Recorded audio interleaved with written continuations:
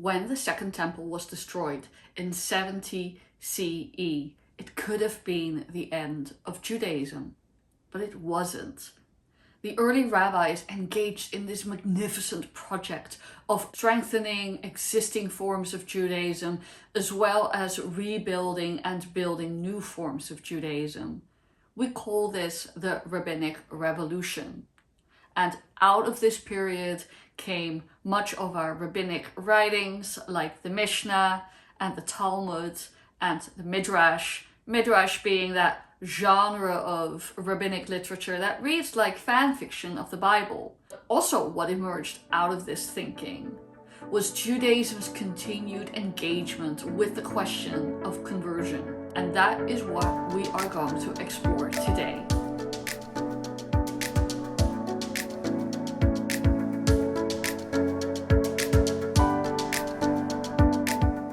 Shalom Mishpacha, welcome back to A Small Sanctuary with Rabbi Esther, where we delve into making our Jewish lives beautiful, meaningful and purposeful. And this time I am going to be continuing on with my conversion series. I recorded an introductory episode and a first episode on the biblical sources on conversion. As I explained in my introduction just now, it is really the rabbinic revolution, the imaginings and the writings and the sacred interpretations of our rabbis of our biblical texts and biblical principles that gave rise to our modern understanding of conversion. It's also something I talked about in my previous video on biblical conversion, that the word conversion even is a little bit of an anachronism. It was not a term that the Bible used itself, even though the Bible knew in a manner of speaking of the phenomenon.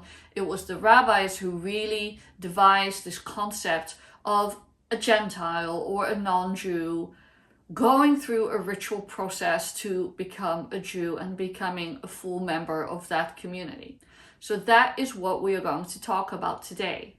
Paradoxically, that is also going to take us back into the biblical sources, because the rabbis wanted to do a close reading of the biblical text in order to extract both meaning and practice on how to welcome people into the Jewish covenant.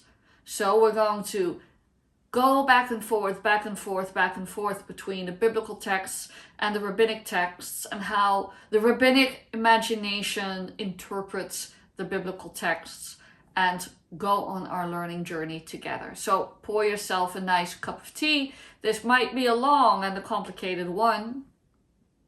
You've been warned. Of course, as I put in the show notes, you can totally listen to this YouTube as a podcast. You don't need the visual aids that I put in here, but I will put source text as screen grabs or stills in this video in case you want to reference them. So some of the biblical texts that I'm going to revisit today are the book of Ruth, as well as the Abraham story in Parshat Lech Lecha, or Genesis chapter 12. And I'm also going to be briefly talking about the book of Esther, which I purposely left out of the previous discussion, and I will explain why.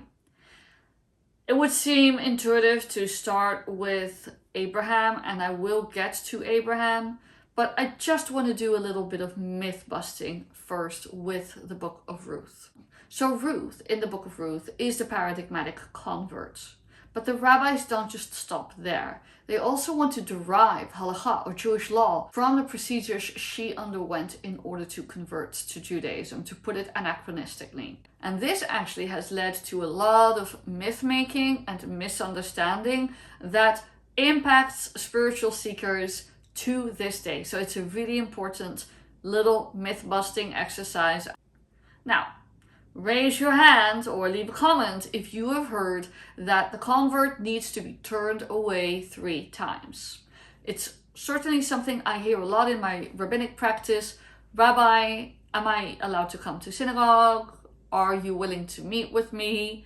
Do I have to be turned away 3 times? And the answer to that is a resounding no. While different communities and different rabbis have different practices and engage in different degrees of welcoming or hesitation. That is up to each community to decide for themselves. There is no central principle that you need to chase people out. However, the source text for this idea that has really taken root is one midrash. It's one rabbinic interpretation on the book of Ruth. It is from Midrash Ruth Rabbah 2:16. I will paste it in the screen as always. And I'm just going to read it in English because it's fairly lengthy. Turn back, my daughters, go, as I am too old to be with a husband. If I were to say I have hope, even were I to be with a husband tonight, and also were I to bear sons. So this is a citation from the book of Ruth itself, chapter 1, verse 12. Now this is how the rabbis engage with the text. Turn back, my daughters, go. Rabbi Shmuel bar Nachmani said in the name of Rabbi Yudan bar Rabbi Chanina, in 3 places is it written here, turn back. Ruth 1:8, turn back. Ruth 1:11, turn back. Ruth 1:12. Corresponding to the 3 times that one rejects a convert. If he insists beyond that, one accepts him. Rabbi Yitzchak said, a stranger shall not stay the night outside, citing the book of Job. A person shall always reject with the left and accept with the right. Rejection should be performed weakly, while the subsequent acceptance should be undertaken powerfully. And then there's another piece of text which is not really relevant to this point, so this is where we'll stop. What is the Midrash saying? The Midrash is saying that Naomi turned Ruth away because Naomi was concerned for Ruth's welfare. Naomi thought, I can't expect my Moabite daughter-in-law to change everything in her life. I can't even give her a husband. I can't expect her to remain unmarried and loyal to me in a strange land, a strange language, a strange culture, what have you. I'm going to discourage her from coming with me. In its context, this seems like a perfectly adequate explanation. What the rabbis say is that we derive halakha, or we derive practice from saying turn back, turn back, turn back 3 times. And even then, in its midrashic context, the rabbis are careful to say, don't turn them back too fiercely. Discourage them a little bit, but put more weight on the welcoming than on the discouragement. What this passage has morphed into over hundreds of years is this idea that we have to forcefully reject someone to the point of humiliation, to the point of judgment. And that has never been the intention either of the book of Ruth or of the Midrash. In the social context of the rabbinic era, where there was real persecution under ancient Rome and a high percentage of proselytes, it is understandable that rabbis were like, well, are you sure you want to do this? This life decision can come with consequences. And in fact, that is a conversation we still have with conversion candidates today, especially in a world of increasing anti-Semitic violence. I think the main takeaway is not only is this only one single text in our tradition, even the text on its own terms is not hostile to converts. It just wants to slow people down.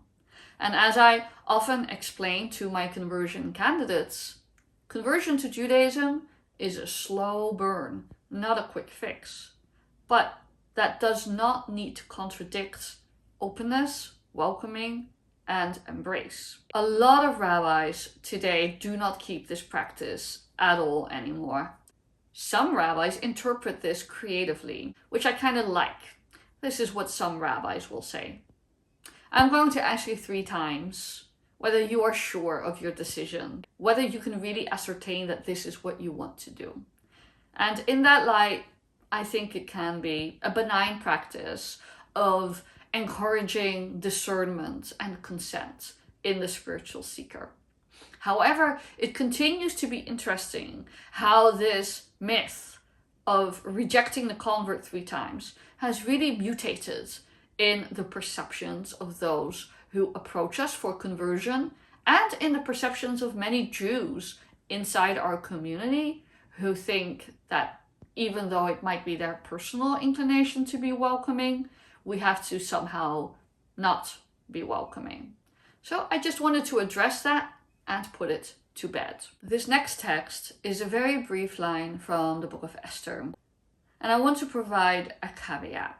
There is a lot of discussion in the rabbinic sources about the sincerity of the convert, and indirectly as well, the sincerity of the receiving community. There should be no pressure on either the convert or the receiving community. Converts cannot be converted under duress or under enticement. So the rabbis express reservations about converts who convert because the nation of Israel is prosperous. Likewise, they issue condemnation when converts are converted by the sword or other forms of duress, even if that duress is manifested on an individualized rather than a collective level. So this is the context in which we're going to talk about this following passage. It's from the book of Esther, the Megillah, towards the end, Esther chapter 8, verse 17.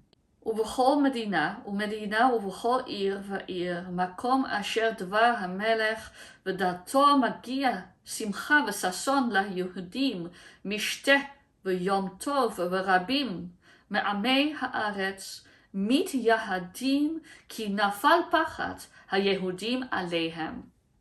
And in every province and in every city, when the king's command and decree arrived, there was gladness and joy among the Jews, aka Haman's plans had been foiled, they were safe. A feast and a holiday, hence Purim.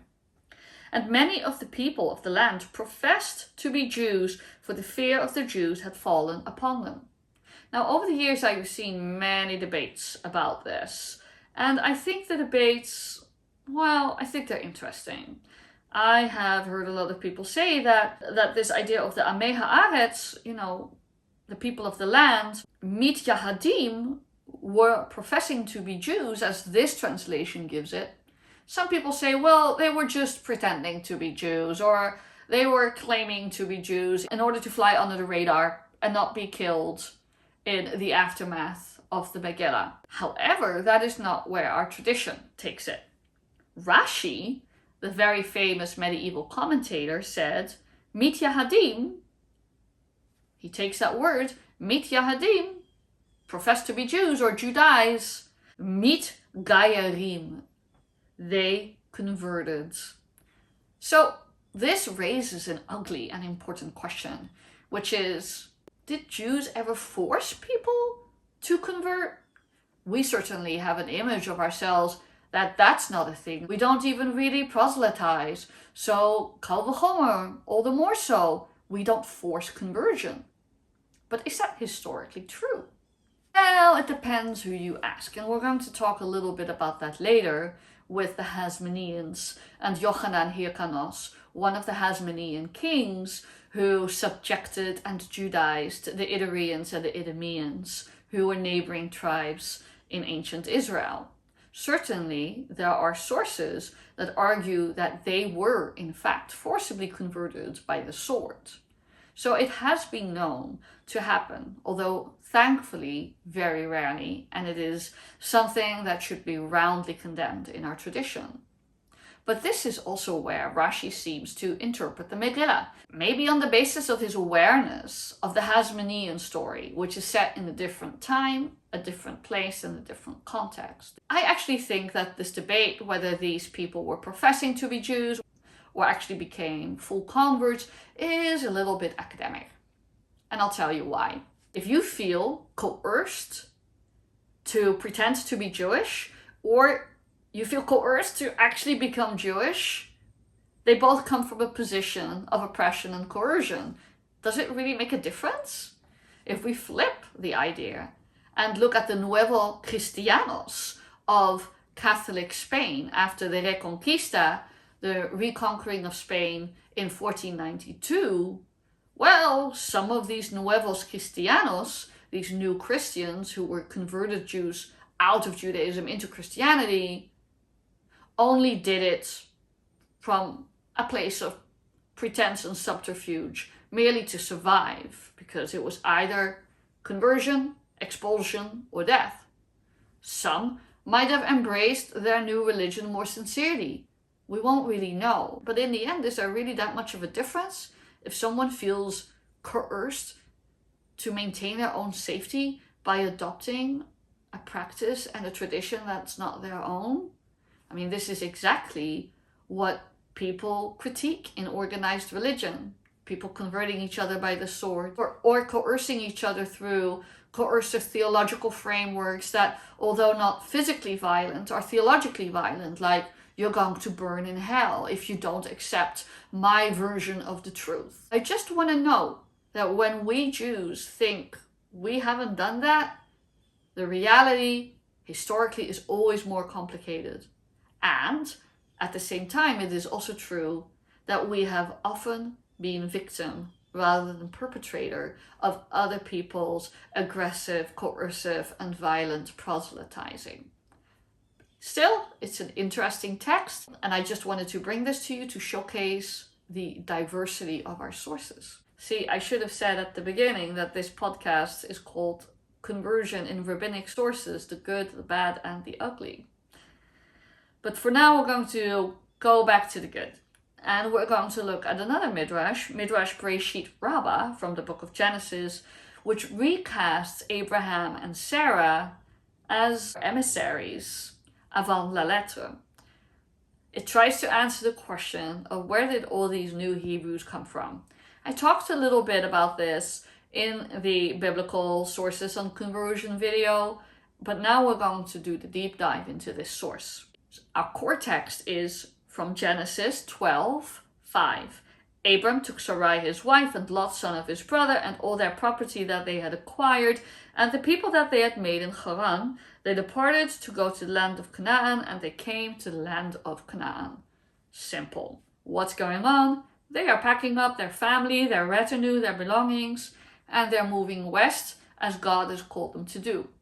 But the verse we're going to get stuck on in the best possible way is the souls that they had made in Haran. And I have talked about this in the previous video, so I invite you to hop over there if you want more on that.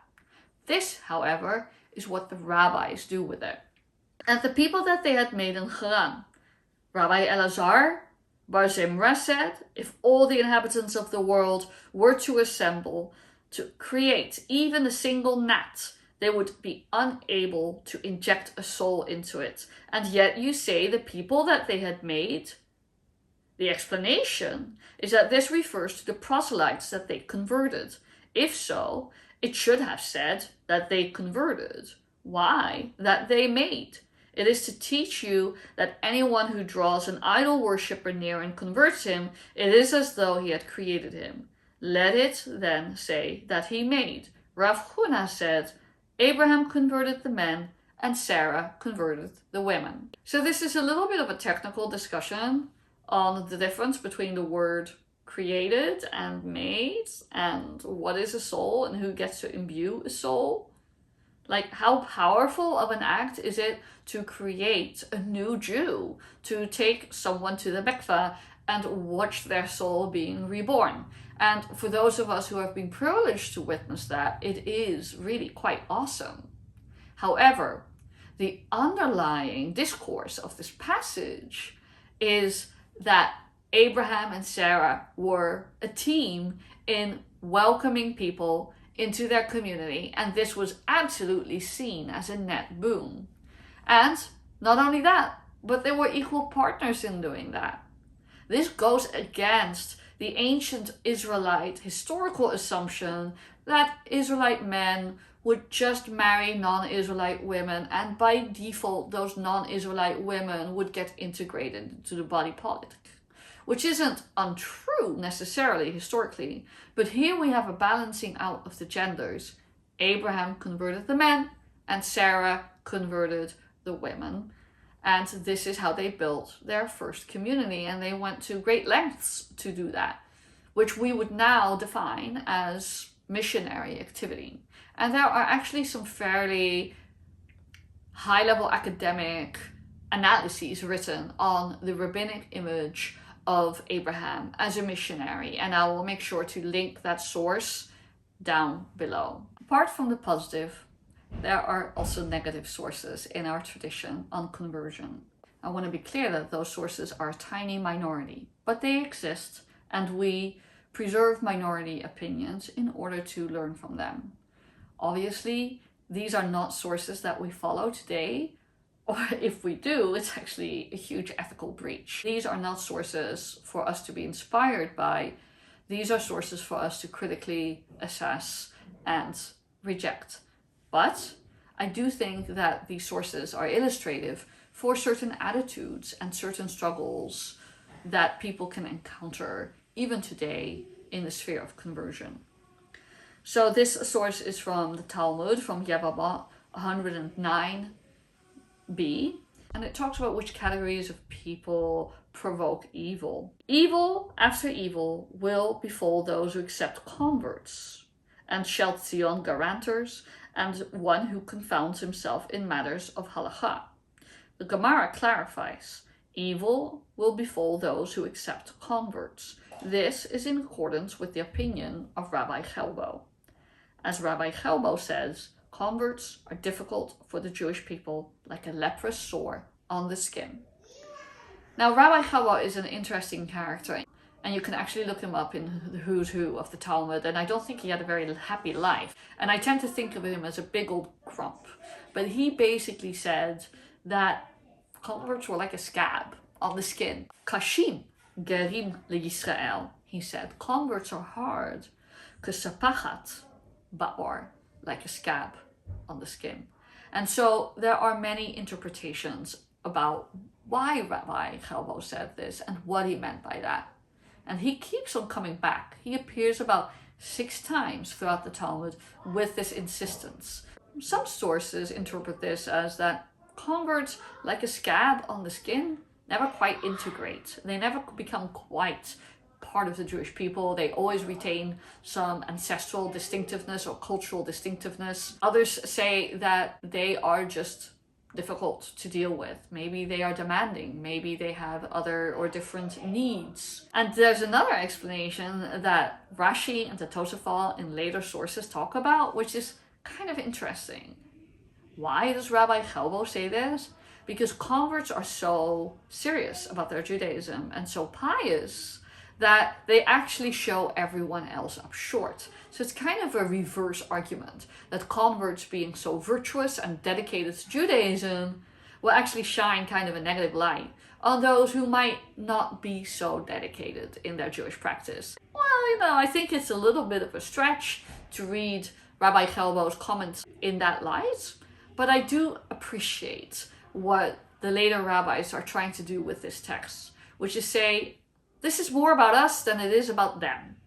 This is our hang-up. This is our mishigaz, and we are the ones at fault and not they. I think it's a much improved interpretation than just saying converts are yucky. Of course, and we'll talk about this a little more in other videos in this series, there are real challenges with being a convert, and there are real challenges with the community that receive converts, and we need to talk about that in an open and supportive way so that we can best meet these challenges. Slightly less negative, and certainly not meant in a spiteful or hateful way, is this warning from Yevamot 47a in the Talmud about warning people what they're about to get into.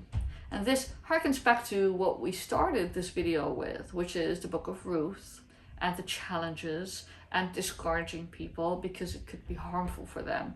And this text has been on my mind a lot as a rabbi since the Pittsburgh massacre in 2018. And I remember revisiting this text after the Pittsburgh massacre and finding it very chilling and very difficult and very heartbreaking, and having a different set of conversations with my conversion candidates. The sages taught in a Baraita, with regards to a potential convert who comes to a court in order to convert at the present time, the present time being, of course, 1500 or 1800 years ago, when the Jews are in exile, the judges of the court say to him, "What did you see that motivated you to come to convert?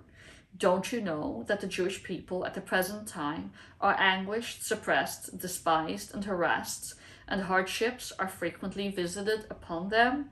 If he says, "I know, and although I am unworthy of joining the Jewish people and sharing in their sorrow, I nevertheless desire to do so," then the court accepts him immediately to begin the conversion process. So it's a very poignant and sad text. Like, you fall in love with this beautiful tradition and this beautiful community, but you also realize that there's a lot of pain and sorrow and even danger that comes with this decision. Are you still ready to stand by that decision? And unfortunately, that is still a question that we are grappling with today, which, doesn't mean to say that everything is terrible all the time. I'm very positive about the place of modern Judaism in the world, but you also can't be blind to some of the challenges and risks. And so for anyone who is examining this as a journey for themselves, potentially, I really invite you into deep discernment on what it means to become a minority, or if you're already part of a minority, to layer another minority identity into your life. We are going to wind down our session today, and the second to last text that I want to bring is this very positive text from Midrash Tanchuma. We've talked about some of the more difficult texts, rejection or fear of persecution, but this is a really lovely, embracing text, and this is actually representative of the majority of texts in our tradition, which are open-hearted, embracing, welcoming, and celebratory.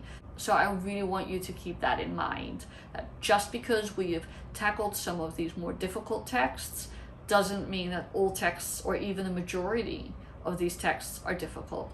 Most of them are absolutely wonderful. So let's go. Rabbi Shimon, son of Lachish, declared, "A proselyte is more precious in the sight of the Holy One, blessed be he, than those who stood at the foot of Sinai." Why is this so? If those who stood at the foot of Mount Sinai had not experienced the thunder, the flames, the lightning, the quaking of the mountain, and the sound of the shofarot, they would not have accepted the yoke of the kingdom of heaven upon themselves. Whereas the proselyte, who witnessed none of these things, makes himself acceptable to the Holy One, blessed be he, and receives upon himself the yoke of the kingdom of heaven. Is there anyone more precious than this? It's just such a wonderful love poem of the born Jew to the convert. We can assume that the person who wrote this was in a situation that he himself was born Jewish. It's a celebration of the choice that some of us make, while other people inherit that positionality in the Jewish community. For those of inherited status, witnessing those acquiring Jewish status can be very inspiring, kind of like how new immigrants can inspire the native born. Why did you choose this? What was it like? What was your journey like? What was your motivation? What was your experience? What brought you to this moment? You didn't have the proofs, as the rabbis imagine, of the revelation of Mount Sinai, of all of our Jewish ancestors.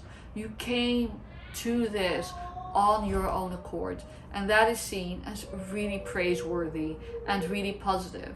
So if you happen to have converted to Judaism and you're watching this video, I really want you to feel uplifted, celebrated, and loved through this text. The final text that I want to bring is little known, actually, and I think it invites a lot of discussion, and we're not going to go deep into it now, but I do think it gives us hope for our lives all throughout the world as Jews. It is from the Talmud, yet again, from Pesachim 87b. The backstory of this text is that rabbis are talking through the book of Hosea, one of the prophetic books, which talks a lot about Israel being cast away from God and then God taking back Israel in love, using the marital metaphor a great deal, and the metaphors of agriculture and growth and fecundity. And the rabbis are trying to figure out what's meant by this. So here is the passage. And Rabbi Elazar said, "The Holy One, blessed be He, exiled Israel among the nations, only so that converts would join them, as it is stated, and I will sow her to me in the land." Hosea 2:25. Does a person sow a se'ah of grain for any other reason other than to bring in several kor of grain during the harvest? So too, the exile is to enable converts from the nations to join the Jewish people. And as someone who likes gardening, I'm always amazed that I can sow a few tiny little seeds and I get so much in return when I grow up my seedlings and bring in whatever harvest of the seeds that I endeavor to have. In this case, it says, well, we are dispersed, we are in the diaspora, we are living all over the world, and sometimes that can be a great blessing. What is our purpose of being in the diaspora? What is our purpose of, so to say, not putting all of your proverbial eggs in one basket? What is the role of Jews in the non-Jewish world? And I think that is a question that we're really grappling with today in North America or anywhere in the world really as Jews. What does it mean to shine our light? What does it mean to be a light unto the nations? Or the goyim? Pursuing justice, sharing love of humanity, adhering to the mitzvot, uplifting God's covenant, reiterating ethical monotheism. All of those things are excellent and credible explanations. But the Talmud gives us this additional explanation. Maybe it's a way for us to scout out the souls who are meant to come home to our people. Like, how can we even share our tradition if we're not living among those who are not like us to receive some of our teachings, our practices, our experiences? Maybe a friend wants to come to a Shabbat dinner, was curious about what a synagogue service is really like. Or maybe wants to come to a Pesach Seder, or wants to know the Jewish view on ethical or political or social conundrum X, Y, or Z, or just loves Jewish music, or loves Jewish food. I mean, who doesn't love Jewish food? Us being confident in our place in the world and sharing those gifts, like seeds, you disperse, and you never know what happens. Some might germinate, some might not, and that's okay.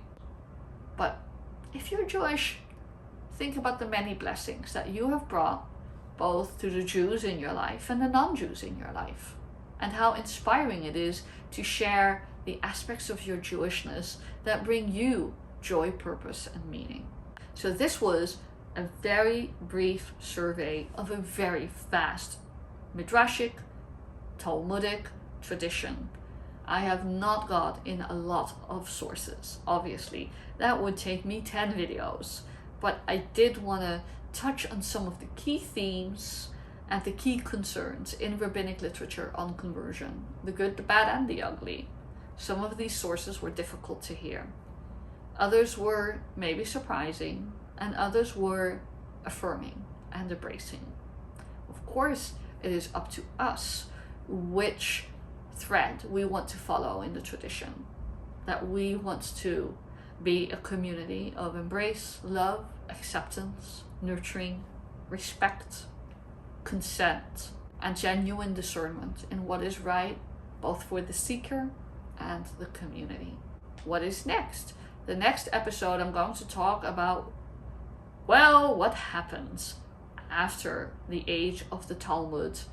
What happens with the rise of Christianity, the Middle Ages, and then I'm going to talk about modern attitudes and trends in conversion. And then I'm going to do some videos on kind of the actual lived experience and practical questions of conversion today.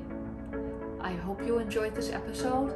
Thank you for joining, and I hope to see you in the next one. Feel free to leave your comments and questions down below. If If you like this kind of content, feel free to share it with your friends. Hit like, subscribe. Shalom uvracha, peace and blessings from my bite